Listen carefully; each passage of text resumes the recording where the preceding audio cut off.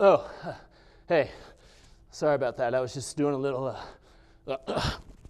sorry about the mic there. I always wear a mic when I do push-ups.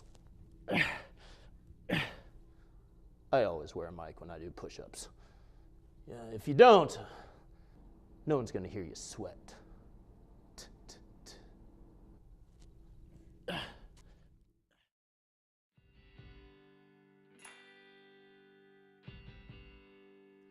My name is Rich Brown, and I teach physical acting and devising at Western Washington University up in Bellingham, Washington, where there's no sun.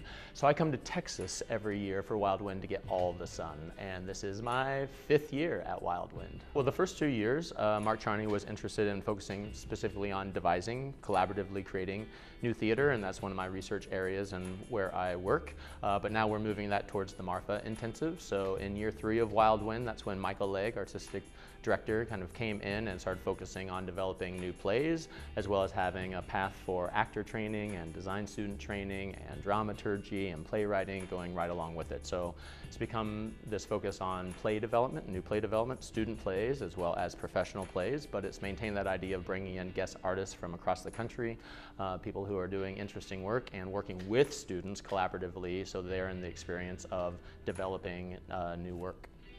I'm watching the students embrace the challenge of having guest artists come in with different ways of working and understanding how we're working to similar paths. We're all just trying to live truthfully under imaginary circumstances on the stage.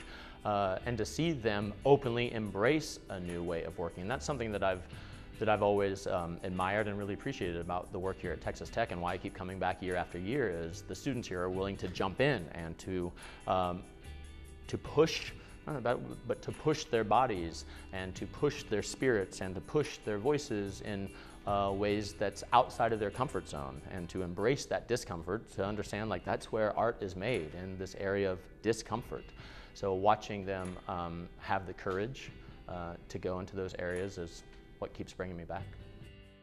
Primarily, I work in physical theater, so my goals are to help these students understand how we can work with the body as not just an expressive instrument, but to start to think about our body and work with our body as a creative instrument as well. So how it can create imagery that allows us to respond, that allows our voice and our spirit to be played upon by our mental imagery, and that's coming from the body. So really our focus, our objective, our intention this week is to kind of remarry the body to the mind, to the voice, to the spirit, which, you know, when we're children, all those things are one, and then as we age and go through school and other societal teachings, we start to disconnect our body from our mind from our voice, and all those from our spirit. So this work is about trying to reintegrate and bring those things back together so that the actors have a full, open, expressive, creative instrument for them to work with on the stage.